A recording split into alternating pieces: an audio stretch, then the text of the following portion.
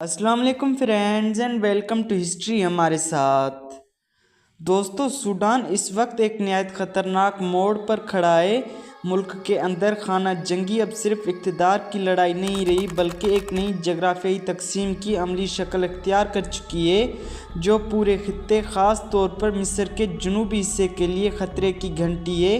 हैरत अंगेज़ बात यह है कि इतने बड़े इंसानी और जगराफियाई बहरान के बावजूद बैनुल अक़वामी मीडिया तकरीबन खामोश है।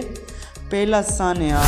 दोस्तों, रैपिड सपोर्ट फोर्सेस ने ऐलान किया है कि उसने मगरबी सूडान के शहर अल फाशिर पर मुकम्मल कब्ज़ा कर लिया है। ये वो आखिरी मकाम था जो अब तक सूडानी कौमी फ़ौज के कंट्रोल में था।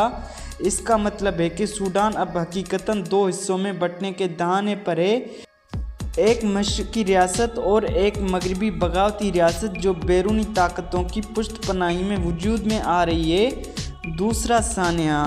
अल फाशिर में अल-अदम अल-सरी के हाथों ऐसे मज़ालिम हो रहे हैं कि उन्होंने इसराइली जारियत की सफाकी को भी पीछे छोड़ दिया है, बल्कि ये तस्वीर शेयर करके अब तो एडी कोहेन भी कहने लगा है कि दुनिया बिला वजह हमें बदनाम कर रही थी।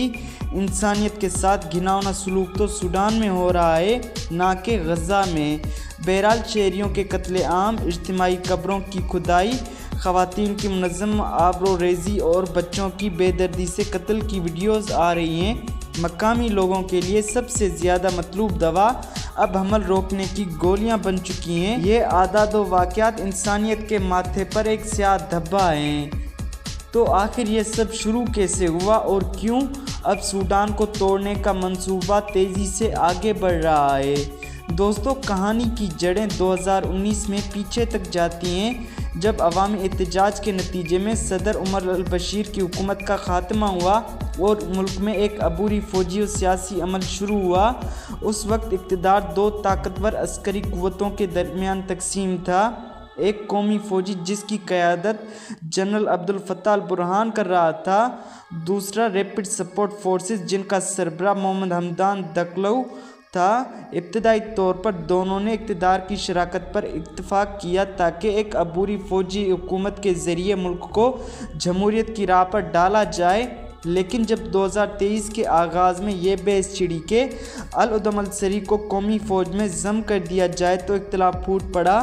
फ़ौज चाहती थी कि ये अमल 2 साल में मुकम्मल हो, मगर हमेदती ने 10 साल की मोहलत मांगी। ये इख्तिलाफ आग बन गया और 15 अप्रैल 2023 ईस्वी को वो खाना जंगी भड़क उठी जो अब मुल्क को जहन्नम-ए-ज़ार बना चुकी है। अब सवाल ये है कि हमेदती कौन है? दोस्तों, हमेदती दरअसल चार्टी नज़ाद है जो 1980 की दहाई में खुश्क साली से बचने के लिए सूडान के मगरबी इलाके दारफूर में आबसा। पहले वो ऊँटों का चरवाहा था, फिर कबायली रहनुमा बना और बाद में उसके ज़ेरे असर जंजवेद मलेशिया ने जन्म लिया। वही मलेशिया जिसे उमर अल-बशीर ने दारफूर के बगावती इलाकों को दबाने के लिए इस्तेमाल किया।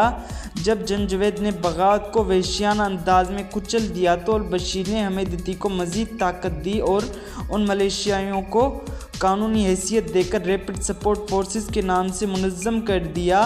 बाद में हमेदती ने सूडान के सोने के ज़खायर पर कब्ज़ा कर लिया और उसकी सालाना आमदनी 20 अरब डॉलर तक पहुंच गई, यानी एक साबिक चरवाहा चंद बरसों में अरबपति जंगजू बन गया जो अब मुल्क के टुकड़े करने पर तुला है।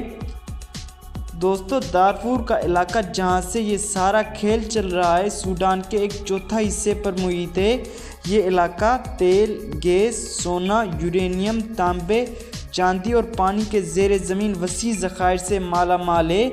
जगराफियाई लिहाज से ये खित्ता लीबिया, चाड, वस्ती अफ्रीका, जनूबी सूडान और मिस्र की सरहदों से मिला हुआ है। यही वजह है कि अगर दारफूर में हमेदती मुकम्मल कंट्रोल हासिल कर लेता है तो सूडान अमलन 2 रियासतों में तकसीम हो जाएगा और मिस्र के जनूबी बॉर्डर पर एक नई मुसल्लह रियासत वजूद में आ जाएगी, जिसके पीछे गैर मुल्की सरमाया और सियासी मनसूबाबंदी कार फरमा है। लेकिन हमेदती और उसके जंगजुओं को इतनी ताकत कहाँ से मिल रही है? तमाम दस्तयाब शवाहिद, रिपोर्ट्स और इंटेलिजेंस ज़रा ये बताते हैं कि मुत्तहिदा अरब अमारात और उन मलेशियाइयों को माली, عسکری اور لاجسٹک مدد فراہم کر رہا ہے۔ سوڈانی فوج نے بین الاقوامی عدالت انصاف میں بھی امارات کے خلاف نسلی قتل عام میں شریک ہونے کی شکایت درج کروائی تھی، لیکن معاملہ طریقہ کار کی بنیاد پر خارج کر دیا گیا۔ دوستو مزید یہ کہ امارات کو حال ہی میں فائنینشل ایکشن ٹاسک فورس نے منی لانڈرنگ کی فہرست میں شامل کیا ہے، جبکہ بین الاقوامی تحقیق کی رپورٹس مثلاً لومونڈ ڈپلومیٹک نے بتایا ہے کہ اماراتی کمپنیوں کے ذریعے سوڈان کا سونا اسمگل کیا جا رہا ہے، جس کا بڑا حصہ ہمیدتی کے قبضے میں جاتا ہے۔ تازہ ترین اطلاعات کے مطابق العدم السریر نے الفاشر میں فوجی بریگیڈ نمبر 6 کا ہیڈ کوارٹر بھی اپنے قبضے میں لے لیا ہے، جو فوج کا آخری دفاعی مرکز تھا۔ شہر میں بڑے پیمانے پر قتل عام جاری ہے، لاشیں گلیوں میں بکھری ہیں اور بین الاقوامی میڈیا اب تک خاموش ہے۔ دوستو مبصرین کے مطابق اگر یہی صورتحال برقرار رہی تو سوڈان کا باضابطہ تقسیم ہونا صرف وقت کی بات ہے اور اس کے اثرات مصر، لیبیا، چاڈ اور پورے مشرقی وسطیٰ میں زلزلے کی طرح محسوس کیے جائیں گے۔